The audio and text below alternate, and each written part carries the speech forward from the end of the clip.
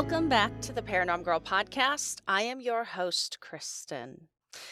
Peter Byrne's life was incredibly exciting. He was the personification of carpe diem right up until the end.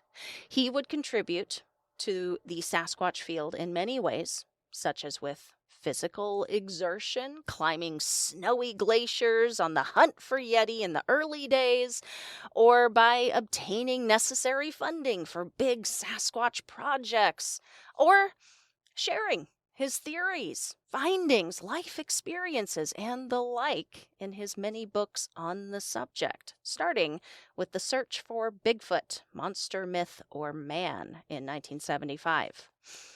He would be the longest living of the 4 Horsemen of Sasquatchery and spend the longest length of time on the hunt for answers, having spent nearly 6 decades in one way or another on the case. Most people will only ever dream of having a life experience as dramatic and adventure-filled as Mr. Byrne had. He needs to be recognized and celebrated, I think. So today, we are going to attempt to touch on all of it.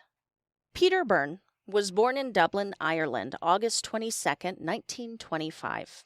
He grew up with a love for the outdoors and wildlife that was fostered in him from early in his childhood. As a child, his father also fostered in him a fascination with the Abominable Snowman via bedtime stories. This early introduction to the creature would turn into a lifelong interest in the unknown and the pursuit of it. In 1943, at 18 years old, he enlisted in the British Royal Air Force and would serve in its Air-Sea Rescue Division during World War II. Following training, he was stationed in India, and during his service would take part in a top-secret operation and in numerous dramatic rescue missions of military members that had crashed their aircraft.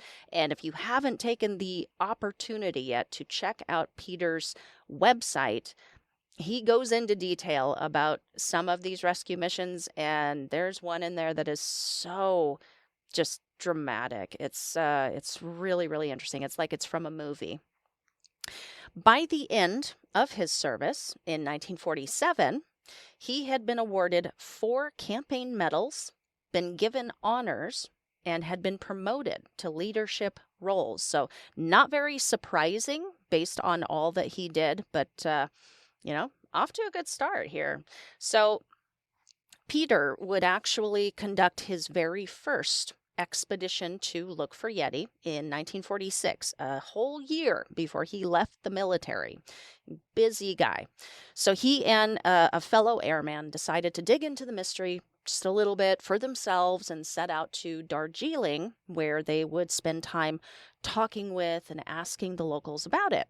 From there, Peter would immediately head out for 2 weeks into the middle Himalaya to actually search for this creature that was inspiring the locals' tales and folklore. Like, can you imagine, like, think in your head, visualize out just these snowy mountainous peaks, and you're like, yeah, I think I'll just head out for 2 weeks and look for a monster.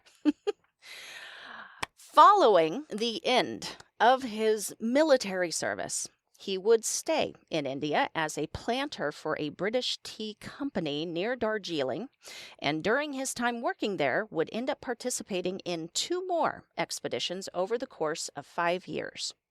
On the last of these journeys, this one into the Sikkim Himalaya, he would run into his friend, a respected climber and 1953 conqueror of Mount Everest, Tenzing Norgay. And they got to talking, and according to Peter, Tenzing would at one point mention to him that earlier that summer he had met another American whose group was planning their own Yeti expedition in Nepal, and this fella had left a note with Tenzing's wife, and would Peter like to see it? This other American would end up being the very Tom Slick of Bigfoot and Yeti financierdom, and his note contained his contact details. Now, once he had the deets, Peter would reach out to Slick and propose teaming up to do some winter excursions, as the Yeti was more likely to come into view while foraging in those months. They were sure to find one and hopefully trap or perhaps shoot one if it came to it, in order to get the body back to the States. The Nepalese government at the time demanded the expedition have official backing. It was last minute, but members of Slick's family who sat on the board of the Zoological Society in San Antonio would provide the necessary backing for the operation. They came through. So the expedition would arrive on March 14th of 57, ready to go, 4 days before the Nepalese government then suddenly issued an edict forbidding all foreign mountaineers from killing, injuring, or capturing a Yeti, which can be more fully studied in the Yeti memo, which I will link below, and I have linked it on social before. It's an incredible document. I had no idea something like that existed. So this kind of threw a curveball into Byrne's and Slick's plans, but they were undeterred. And in an expedition the following year, apparently were prepared to go against the government's declaration, as they would bring along multiple Yeti traps. So, just do what you want to do and ask for forgiveness later. That's usually how we made our films back when I worked for a production company. No, we didn't. What are we talking about? Peter would end up designing and leading from 57 to 59 3 separate searches for the Yeti on behalf and under the backing of Slick. During that 3-year span of time, footprints thought to belong to the Yeti would be discovered. Possible droppings were discovered. Some interesting theories about dietary habits of the creatures were formed. But something else took place that has been one of the most fascinating stories that I have come across since the start of this season. Early on in the search, Peter had heard stories of possible Yeti remains being kept in a monastery at Pangboche. In 1958, Peter would first put eyes on what he was told was a mummified Yeti hand. Cool stuff. Before we launch into that, though, support for the Paranorm Girl podcast is brought to you by Manscaped. Roses are red, violets are blue. Trim your balls, and your date will end up thanking me too.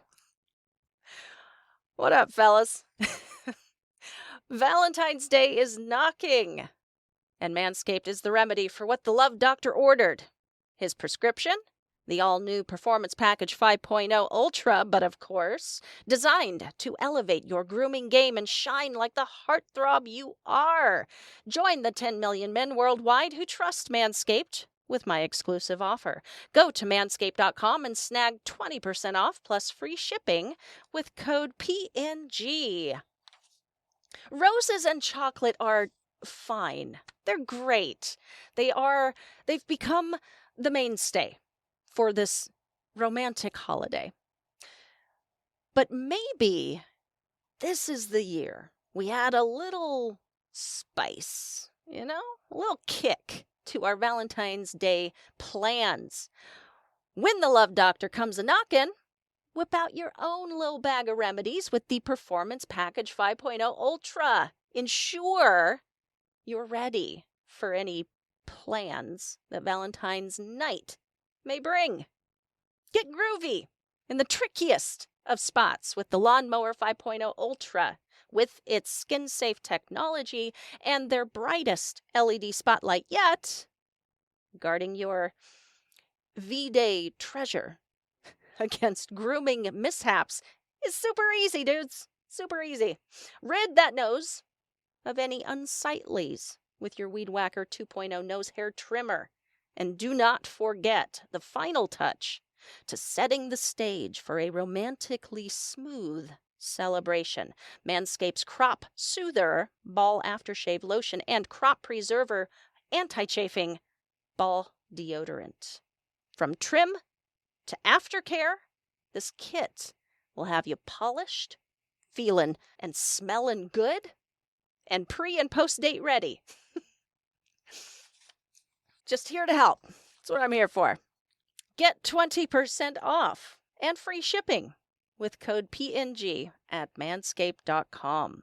That is 20% off with free shipping at manscaped.com when you use code PNG. Because your grooming upgrade awaits, ready to charm your Valentine's dates. All right, back to this Yeti hand. So, the monks who cared for this artifact were said to have refused any removal of the bones for any kind of study. This item and the legend of how it was obtained was precious to these people and would have been a financial hardship if they let it go. So, totally understandable. Peter, after correspondence with the scientist in mind to study it, then asked the monks if they could just have a piece of it, just one little piece. The answer was no. Peter would leave empty-handed on that first attempt. Following the expedition at the end of 58, Peter flew back to London to meet up with the scientist, Osman Hill, who relayed to Peter over lunch just how important this was to be able to study this thing under a microscope. According to Peter, after he said no, that it wasn't possible to get it, Osman then suggested he steal it and replace it with a human hand. Peter asked, unsurprisingly, where was he going to get one of those? And in the middle of the restaurant, staff running all around, Osman reached down and pulled up a brown paper bag with something inside of it. "There's your human hand," he said, and set it on the table. So, a month later, Peter went back to the monastery and, using his renowned and never-ending charm, or at the very least, some badass negotiating skills, struck a deal with them for a small exchange that also included a sizable amount of money to them and a replacement finger from his paper bag hand, of course. But Peter would leave the monastery having secured the thumb from the original hand. Now, this artifact was not something that you could just waltz through customs with. So, Peter would smuggle it from Nepal into India, and on Tom Slick's instruction was to meet up with his friends, Mr. and Mrs. Stewart, in Calcutta to hand it off. Tom's friend was, in fact, famous actor Jimmy Stewart, who would accept the digit from Peter. They would hide it in his wife Gloria's lingerie case and attempt to smuggle it out of the country. They bypassed security. All was well. No red flags. So far, so good. Upon landing in London and retrieving their luggage, the Stewarts noticed they were short one item: Mrs. Stewart's lingerie case. Ruh-roh! Oh no! 3 days after they arrived, the concierge from the Stewart's hotel phoned up to say there was a British customs officer waiting in the lobby to speak with them, and could he send them up? I mean, are they gonna say no? Of course not. Don't want to look suspicious of trying to sneak a literal finger out in a case of underwear or anything. So, a moment later, they opened the door to a young man holding Mrs. Stewart's undie case. They invited him in. They had tea together. They chatted. And then it was time for the lad to leave. As Gloria signed a receipt for the case, she noticed it was still locked. Hadn't been opened. She asked why it hadn't been opened and examined by customs. Like, shut up, Gloria. Luckily, the man responded, a British customs official would never open a lady's lingerie case. Whew, all right. So, With the finger securely back in their possession, it would be delivered to its originally intended target, Osman Hill of the Zoological Society of London, for study. Upon examination, Hill would declare he thought it looked of human origin, though later would express doubts about that original assessment. Other scientists in Slick's circle would disagree that it was of human origin. Decades later, some of the skin collected from the bone was analyzed by people working on behalf of the show Unsolved Mysteries, and they would arrive to no clear-cut conclusion as to the biological origin.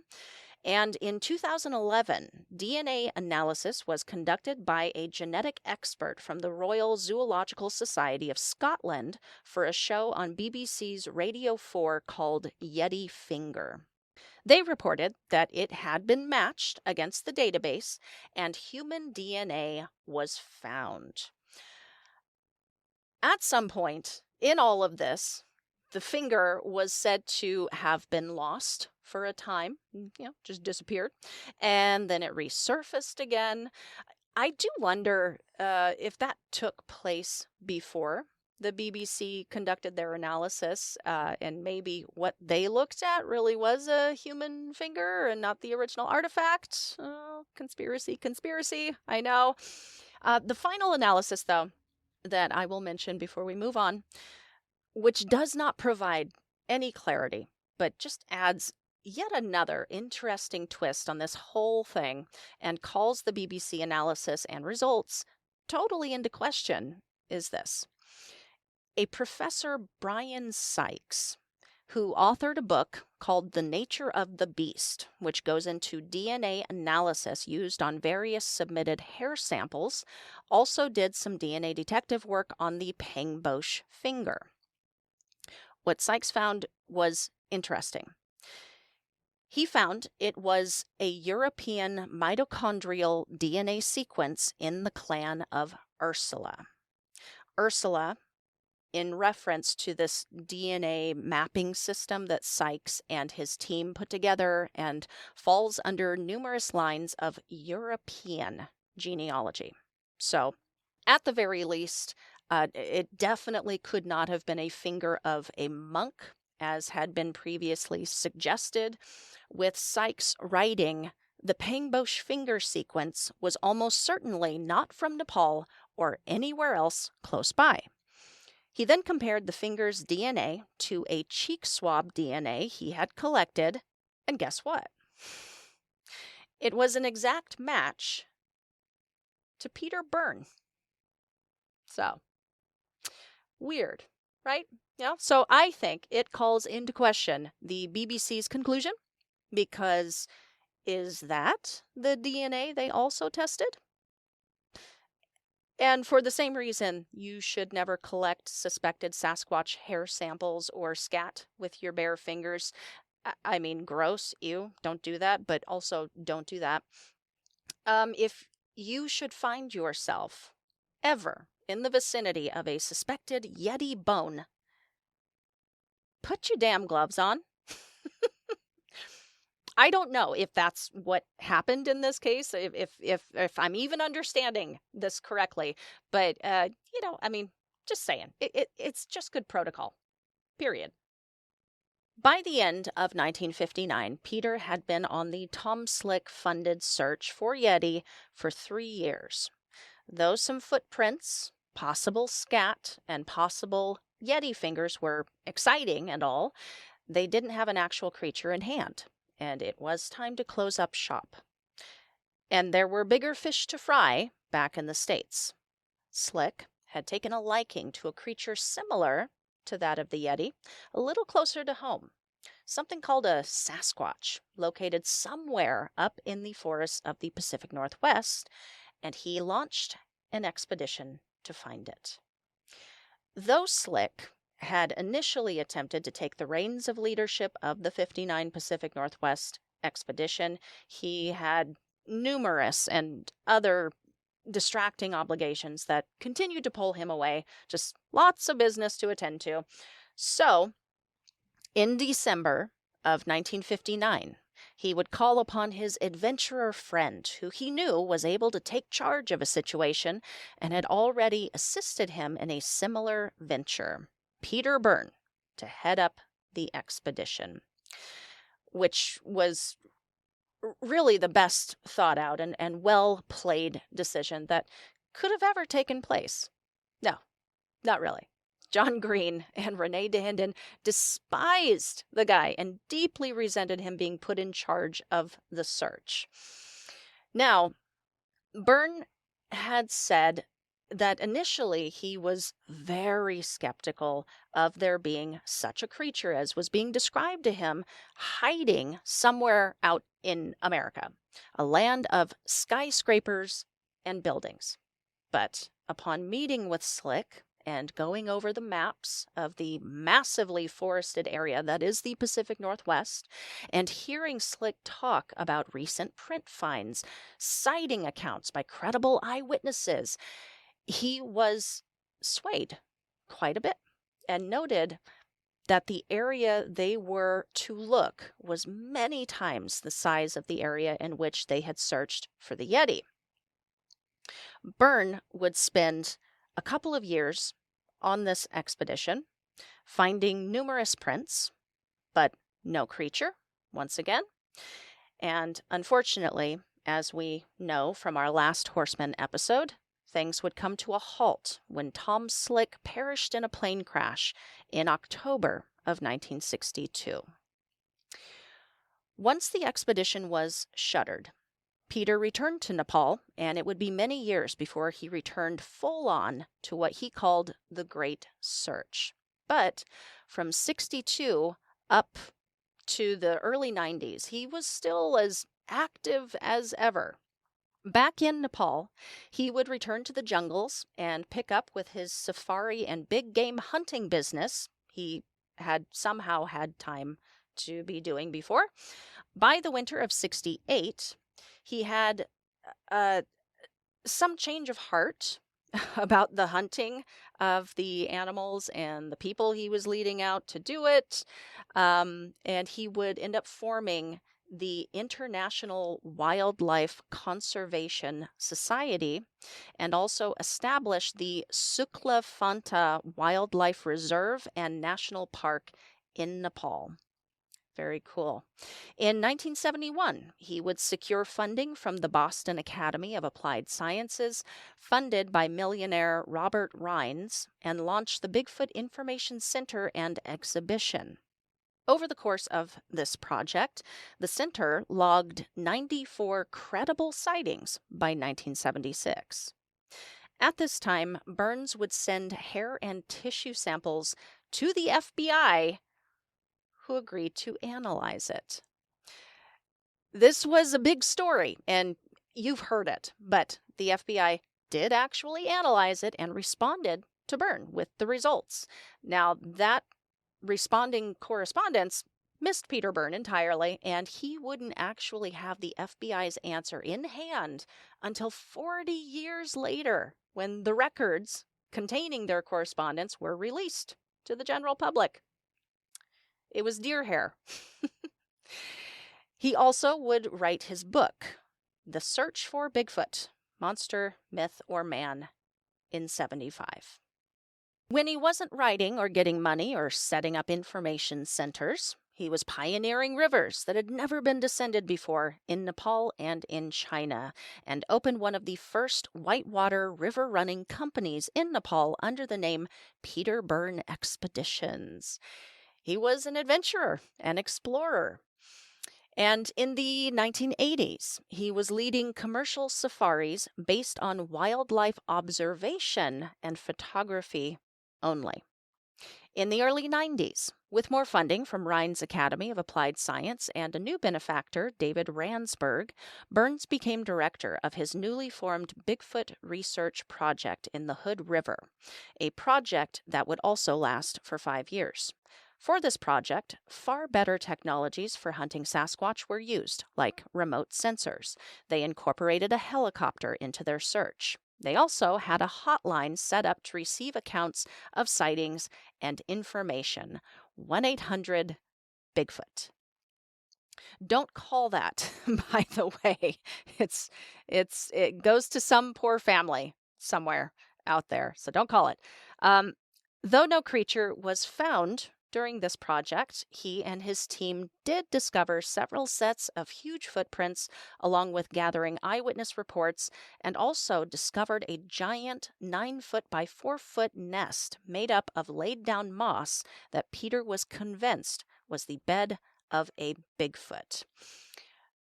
He would come out of the BRP convinced of the high probability that there was a small group of Sasquatch remaining in the Pacific Northwest, but that further research was definitely warranted. Following the end of the project, Peter was commissioned to investigate sightings of the southern Sasquatch, aka the skunk ape. Though he spoke many times to his doubt that there were any such creatures outside of the Pacific Northwest, and that wasn't just speculation, that came from actually going to states outside of the Pacific Northwest, visiting sighting locations, speaking with witnesses, and ultimately finding nothing credible to support those claims. In later years, he would continue the Great Search, though on a much smaller scale. I think for him, it just got to a point of, I believe it exists, just to prove it to myself, or just to see one for myself would be more than enough, I think. His aim would become to document their existence in the form of DNA extraction from physical remains, but also with hopes of an encounter so as to document one via photographic means. As it says on his website, though, he knew that would never be enough for the scientific community to accept after a lifetime of searching. He knew his friends and fellow Bigfoot hunters would.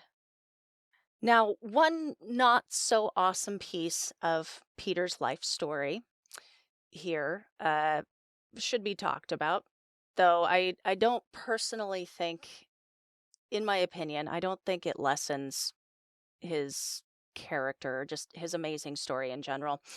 Uh, John Green would disagree, and upon learning this about Peter, was like, see, haha, I told you he was no good.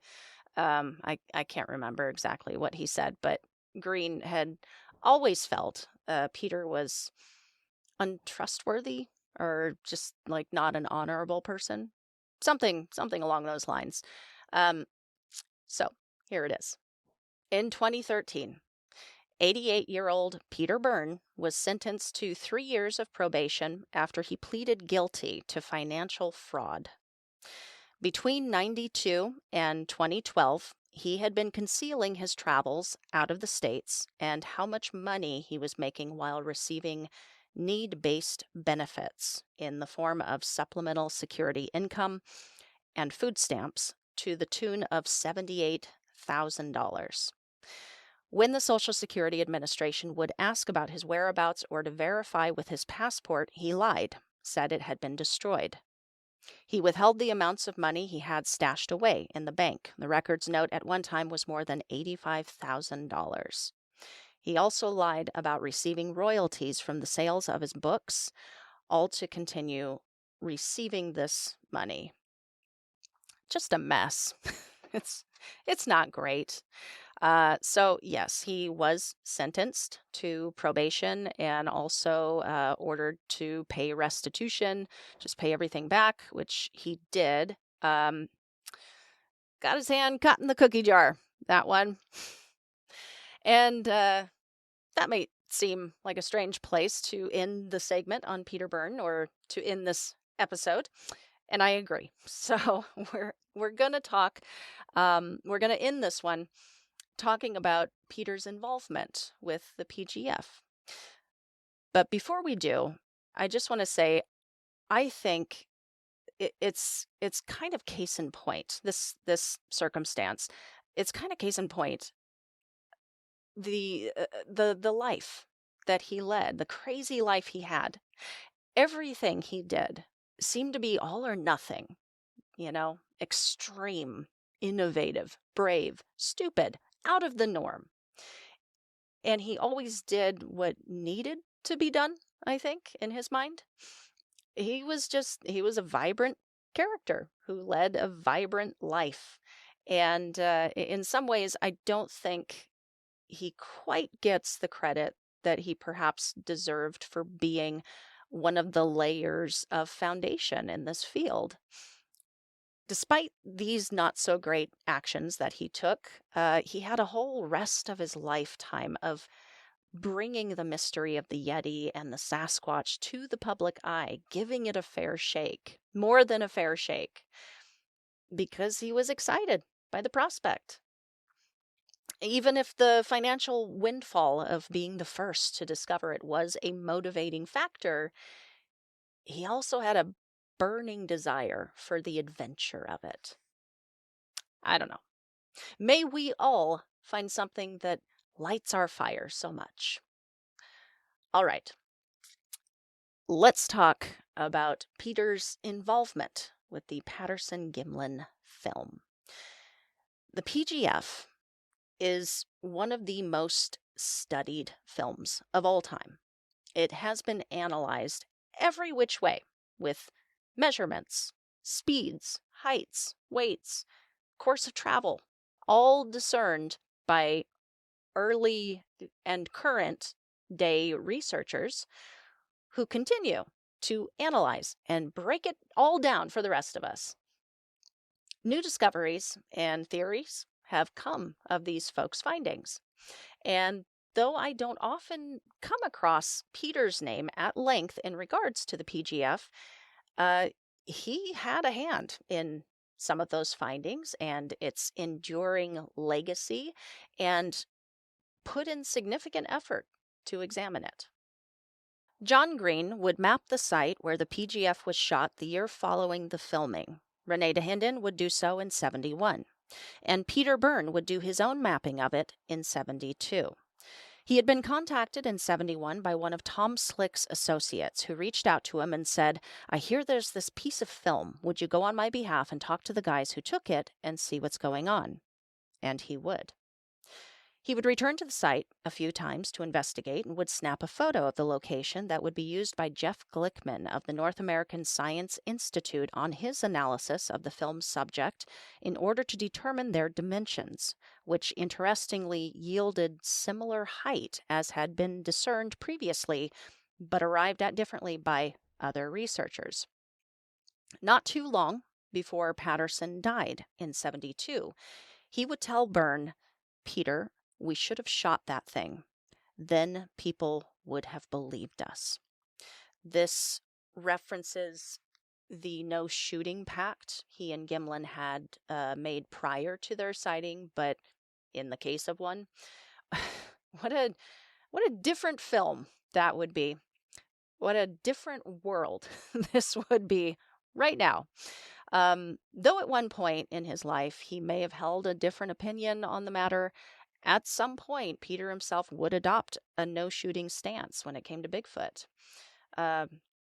Peter was an advocate for the film's authenticity. He, without a doubt, thought it was real.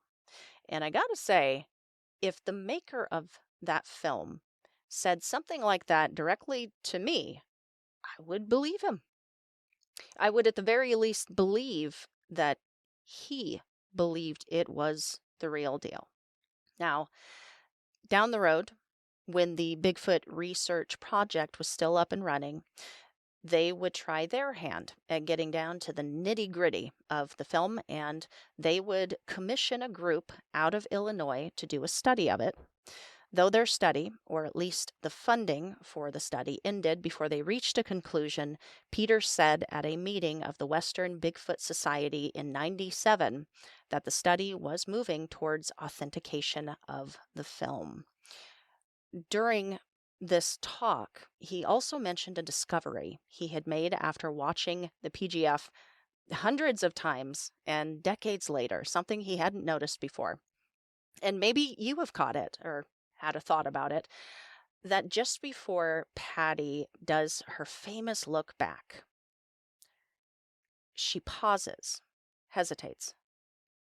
It's less than a second of a hiccup of a moment, but this led him to speculate that being a real creature with the excitement of the moment, the two strange hairless creatures staring at her from across the way, just everything going on, he speculated she was trying to make up her mind what to do. She, of course, continues on and disappears, and no one ever sees her again. Probably a good call on her part. Years back, he also was one of a handful of researchers who took a copy of the PGF to show film professionals to get their take. He went to Disney Studios and sat with the head of animation and watched the footage together multiple times. They told him it was really good, really well done. Who made it? Peter told them it was made out in the middle of the woods by two amateurs, and they wouldn't believe him, basically saying there was no way, it was too sophisticated. And obviously, there's no such creature anyway. Duh. All right.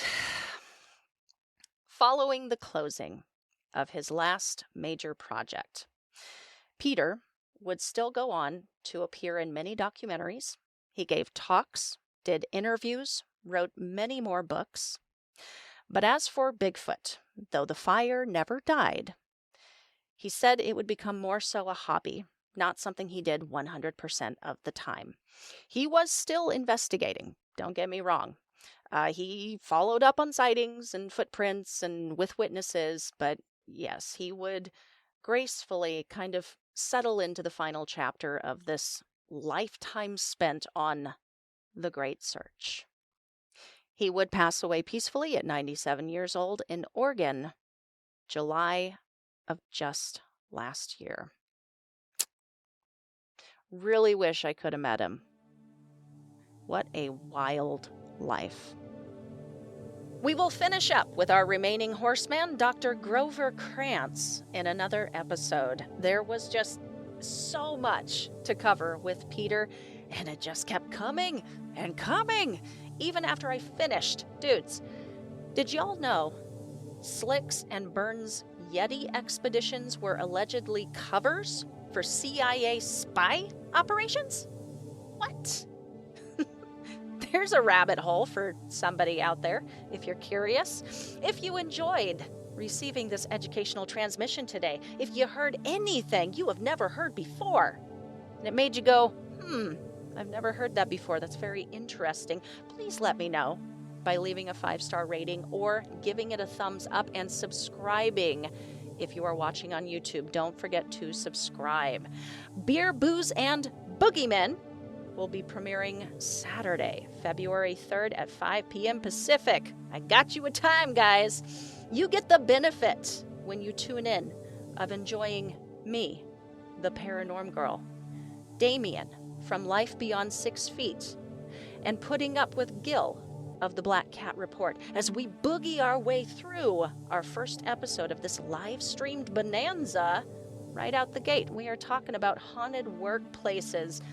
Dudes, do I have some stories to share with y'all. But yes, the three of us have joined forces. It's like getting 3 for the price of 1. But there is no price because it's free, much like this show. It will be streaming many places, but for my good folks on YouTube, you can easily catch it right here. For my good folks on Facebook, the PGP page will also be streaming it there. There is also an option for you, the listener, to call in during the show. And I do mean call in, like on your phone and stuff, in order to share your story. I do so hope you consider it. But if you just want to watch and listen, hop onto either of those platforms that I just mentioned, bring your own paranormally themed drink, and come celebrate the creepy with us. I will see you guys there. Now, next week, I have a really, really special guest from the Bigfoot world joining me. Fair warning, there will be a lot of visual aspects to this upcoming episode, so please consider hopping onto YouTube to catch it. Well known for hiding Bigfoot in his work, artist Timothy Wayne Williams joins us on Tuesday. Looking forward to it, you guys. Until then, stay safe, keep the nightlight on, and sleep with one eye open.